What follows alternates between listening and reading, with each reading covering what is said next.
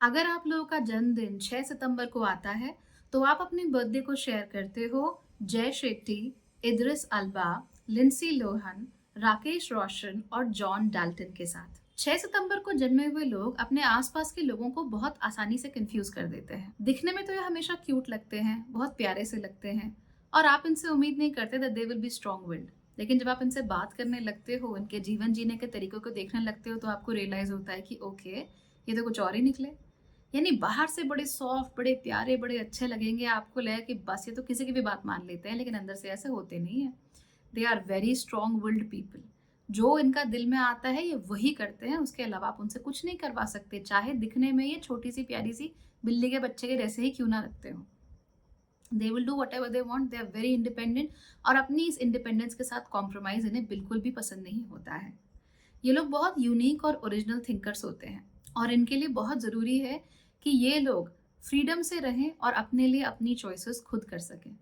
तो कोई भी ऐसे स्पेसेस होते हैं जहाँ पर इन्हें ज़बरदस्ती कोई काम करना पड़ता है, किसी और के हिसाब से चलना पड़ता है, किसी और के हिसाब से चॉइसेस करनी पड़ती है, उन स्पेसेस पे ये बिल्कुल फ्लरिश नहीं करते हैं, इनकी ज़िंदगी वहाँ जाकर बर्बाद हो जाती है। ये लोग फ्रीडम ओरिएंटेड हैं, एम्बिशियस हैं, यानी करना बहुत कुछ चाहते हैं लेकिन अपनी पूरी आज़ादी के साथ करना चाहते हैं। लेकिन दुनिया तो ऐसी नहीं है, नौकरी कर रहे हैं तो भी आपको आज़ादी नहीं है, बिज़नेस कर रहे हैं तो भी आज़ादी नहीं है, कहीं न कहीं किसी और के आगे आपको झुकना ही पड़ता है।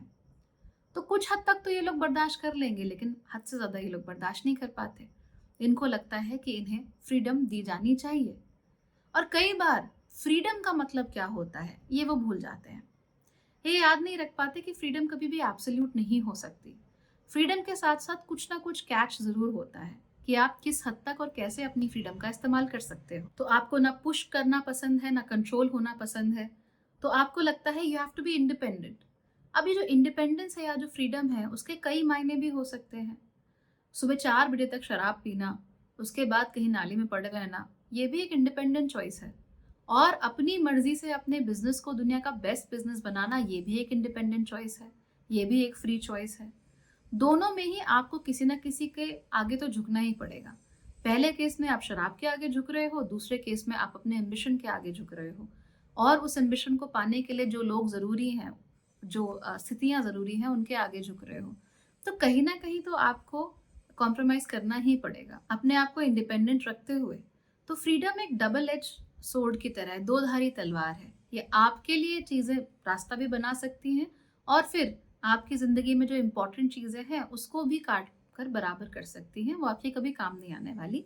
सो फ्रीडम के मायने आपके लिए क्या हैं, इसको हमेशा डिफ़ाइन करके रखो। अगर फ्रीडम का मतलब ये है कि मेरा जब जो जी में आएगा मैं करूँगा, तो फिर प्रॉब्लम हो जाएगी। फिर ना आपके पास लोग रहेंगे, ना वो करियर जिससे आपके एम्बिशंस पूरे हो सकें। ये लोग दुनिया की मदद करना चाहते हैं। ये लोग चाहते हैं कि इनके थ्रू दुनिया के लोगों को हेल्प मिले, वो हील कर सकें, तो नेचुरल हीलिंग क्वालिटीज़ इनके अंदर होती हैं।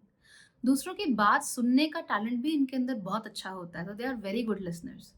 इसी वजह से कोई भी ऐसे करियर्स जहाँ पर काउंसलिंग करनी हो, कंसल्टिंग करनी हो इंडिपेंडेंटली, वो इनके लिए बहुत अच्छा होता है।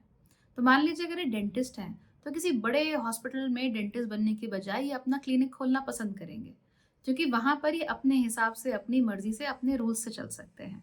सो this is what really matters to them और यही वो तरीका है जिसके थ्रू वो ज़िंदगी में आगे भी बढ़ सकते हैं। अगेन जहाँ पर हद से ज़्यादा रिस्ट्रिक्शंस हो, वहाँ पर इनके लिए तकलीफ हो जाती है।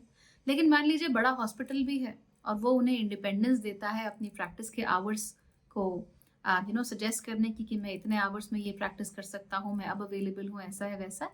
तो फिर ऐसे में ये लोग बहुत, बहुत फ्री महसूस करते हैं और बड़े स्ट्रक्चर्स के साथ तब इन्हें प्रॉब्लम नहीं होती। ये जिसको चाहे, जैसा चाहे वैसा फ़ील करवा सकते हैं। तो इसीलिए एक्टिंग भी बड़ी अच्छी करते हैं और इसीलिए कंसल्टिंग जैसे फ़ील्ड्स में ये लोग बहुत अच्छा अपना बेस्ट दे पाते हैं। बिकॉज़ अगर आप दुखी हैं और ये आपको अच्छा महसूस कराना चाहते हैं, तो ट्रस्ट मी कोई ना कोई तरीका और वैसा ही तरीका जो आपको पसंद है, जिससे आपको खुशी मिलेगी, उस तरीके को ये एकदम से फ़िगर आउट कर लेंगे और उसी तरीके से फिर आपको खुश करेंगे। तो अगर ये चाहते हैं कि आप खुश रहें, तो आपको खुश रखने के लिए जो भी बन पड़ता है, वो ये लोग ज़रूर करेंगे बिकॉज़ नेचुरली इनके अंदर एक नीड होती है to help people and to help people heal और उसको हम कभी डिनाई नहीं कर सकते इन लोगों के अंदर। इन लोगों को अनप्रेडिक्टेबल चीज़ें बहुत अच्छी लगती हैं। अगर इन्होंने किसी चीज़ के लिए मेहनत की है और वो उन्हें मिला है, तो वो ठीक है, उसको एन्जॉय करते हैं, अच्छा लगता है उनको। लेकिन कोई चीज़ अगर लक से अनप्रेडिक्टेबली मिल जाए, उसको पाकर इन्हें बड़ा मज़ा आता है। उनको लगता है कि हाँ, किस्मत आज उनके साथ है। तो अगेन मेहनती ज़रूर होते हैं, लेकिन जो चीज़ प्योर लक से मिल जाए, उससे तो उनको बड़ी खुशी होती है। राह में चलते-चलते 500 का नोट मिल जाए, वो इनकी 5000 की कमाई से कुछ ज़्यादा ही खुशी देता है इनको। क्यों देता है बस पता नहीं, इनका नेचर ही ऐसा होता है कि लक से मिली हुई चीज़ें they really love them, they really enjoy them. तो प्यार में भी ऐसे ही होता है इनफैक्ट। अगर इन्हें लगे कि किस्मत से आप इन्हें मिले हो, तो they will feel very good with you, they will feel very happy with you. Compatibility गई भाड़ में, they feel very happy with you. लेकिन अगर इन्होंने बहुत मेहनत की है आपको पाने के, देन बी लाइक या आई लव हर और आई लव हिम, बट वो एक्साइटमेंट जो होती है ना कि किस्मत से बस मुझे मिल गया, वो नहीं होता। खैर, अगर सिस्टम्स ही ऐसे हो जहाँ पर इन्हें ज़रूरत से ज़्यादा काम करना पड़ रहा है, वो भी किसी और की मर्ज़ी से करना पड़ रहा है, फिर तो वहाँ ये बिल्कुल मुरझा जाते हैं, वहाँ पे ये अपना बेस्ट दे ही नहीं सकते। अब आप यही देख लीजिए, जिन लोगों का भी जन्म सितंबर 6 को होता है, they are very good with people. People skills, communication skills इनकी बहुत अच्छी होती हैं। वो एकदम से भाप जाते हैं कि आप क्या चाहते हो। बट उसके बावजूद भी ये लोगों के साथ ढलना नहीं चाहते, ये अपनी इंडिपेंडेंस नहीं छोड़ना चाहते, ये जैसे हैं वैसे ही रहना चाहते हैं। अगर एक्टर बनेंगे तो अपने ही स्टाइल के एक्टर बनेंगे, दूसरे के स्टाइल के एक्टर नहीं बनेंगे। ठीक है, कुछ अगर करना चाहेंगे जिंदगी में तो अपने ही तरीके का करेंगे। जैसे फ्रेडी मर्करी है, he is his own style of a singer, है ना। उनकी आवाज, उनका स्टाइल, उनका तरीका सब अलग है। कोई और वो नहीं कर सकता जो फ्रेडी मर्करी ने किया है, कोई और उसको कॉपी नहीं कर सकता, रेप्लिकेट नहीं कर सकता। He is just him. क्या आप सोच सकते हो किसी और को बोहेमियन रैप्सोडी गाते हुए और उसी तरीके से गाते हुए जैसे कि फ्रेडी मर्करी ने गाया? Impossible. Can you live a life like Freddie Mercury? Not possible. तो ये सारी की सारी चीज़ें हैं जो इन्हें यूनिक बनाती है। इनका अपना ही स्टाइल है, अपना ही एक तरीका है, और ये इनकी इसी इंडिपेंडेंट थिंकिंग जो इनका नेचर होता है उसके साथ जुड़ता है। बिकॉज दे फील लाइक हाँ, मैं ये हूँ, मैं इसमें बहुत सिक्योर हूँ, मैं ऐसा होना चाहता हूँ, मैं ऐसा बनना चाहता हूँ। फिर उसमें ये किसी की नहीं सुनते, ये वैसे ही अपनी चीज़ों को फॉलो करते हैं जैसे ये हैं। और अगर इन्हें फ्रीडम दी जाए वो बनने की जो वो महसूस करते हैं, then they really go ahead in life. बहुत अच्छा करते हैं फिर ये। 5 सितंबर वालों की ही तरह इन लोगों को भी प्यार में थोड़ी समस्या तो होती ही है। वजह होती है इनकी अपनी इंडिविजुअलिटी। दरअसल ये लोग हमेशा चाहते हैं कि वो एक खास तरीके से जिएं।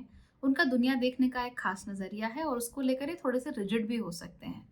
ऐसे में अगर इनके पार्टनर बहुत केयरिंग नहीं है, बहुत सपोर्टिव नहीं है, बहुत इनका ध्यान नहीं रखते या इनके आसपास बेंड होने की कोशिश नहीं करते, तो 4 सितंबर और 5 सितंबर वालों की ही तरह इनको भी रिलेशनशिप्स में बहुत समस्याएं आती हैं। So they too need very supporting, very caring partners. खास तौर पे ऐसे लोग जो इनसे बहुत ज़्यादा डिमांड ना करते हों कि तुम मेरी तरह रहो, तुम मेरी तरह दुनिया को देखो। ऐसे लोग इन्हें नहीं समझ में आएंगे, वहां पर ये परेशान होंगे, बिकॉज वो भी उन्हें बोझ लगेगा, रिस्ट्रिक्शन लगेगा। लेकिन जो लोग खुद ही इंडिपेंडेंट हैं और जो लोग इनको ज़बरदस्ती नहीं करते कि तुम ऐसे बनो या मेरे साथ ऐसे बिहेव करो, वहां पर ये बहुत खुश रहते हैं। अगर सामने वाला डिमांड करने लग गया तो फिर ये अनकंफर्टेबल हो जाते हैं। लेकिन 6 सितंबर वालों में एक खास चीज़ है जो 4 और 5 सितंबर में नहीं होती। दरअसल ये लोग बहुत पीपल ओरिएंटेड होते हैं ना, कम्युनिकेशन स्किल्स, पीपल स्किल्स बहुत अच्छी होती है, लिसनर्स बहुत अच्छे होते हैं, लोगों की प्रॉब्लम्स बहुत सॉल्व करते हैं। तो अक्सर ये लोग खर्च हो जाते हैं लोगों में ही। तो जब ऐसा होता है, ऐसे केस में खुद का ख्याल तो रखते नहीं है, ढंग से खाते नहीं है, ढंग से सोते नहीं है। All their energies go towards people only. कभी परिवार के लिए, कभी दोस्तों के लिए, कभी अपने काम में। सारी एनर्जी लोगों के लिए इनकी खर्च हो जाती है। तो इनका जो पार्टनर है वो केयरिंग के साथ साथ एम्पैथेटिक भी होना चाहिए, संवेदनशीलता बहुत होनी चाहिए, ताकि वो इनका खूब अच्छे से ख्याल रख सके। और जब ये भूल जाए अपनी केयर करना, तो वो लोग इन्हें केयर करने की याद दिला सकें। वो लोग उनको बता सके कि how to really take care of your self and how to make the best of your life. ये बहुत ज़रूरी है इनके लिए। अगर ऐसा पार्टनर नहीं होता तो ये धीमे धीमे करके बस खर्च होते रहते हैं और फिर they are not able to take care of themselves और बहुत जल्दी बीमार भी पड़ते हैं और बहुत ज़्यादा दुखी भी रहते हैं। लेकिन अगर एक केयरिंग एम्पैथेटिक पार्टनर मिल जाता है, in that case they are very happy and they are able to do make things very well in life. काम में भी फिर ये अच्छा करेंगे, हर जगह पर ये अच्छा करते हैं if they have somebody. Cool लोगों से मिलते रहिए, अच्छे लोगों से मिलते रहिए, अमेजिंग लोगों से मिलते रहिए।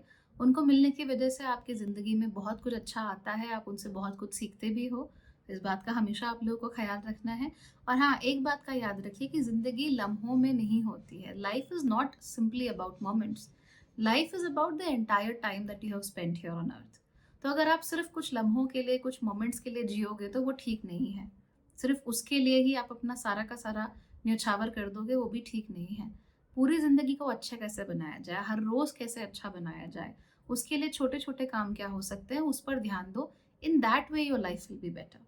But if you are only living for a few moments कि ये मेरा 18th बर्थडे है, ये देखो मेरी शादी, ये हुआ मेरी 50वीं सालगिरह, तो फिर बाकी की चीज़ें तो आपके लिए पीछे हो जाएँगी, सिर्फ वो इवेंट्स रह जाएँगे and they do not register that well. अगर आपकी ज़िंदगी अच्छी है, that will be a much better situation than living for a few grand moments. तो इसका ख्याल रखना, rest will be okay. Good luck.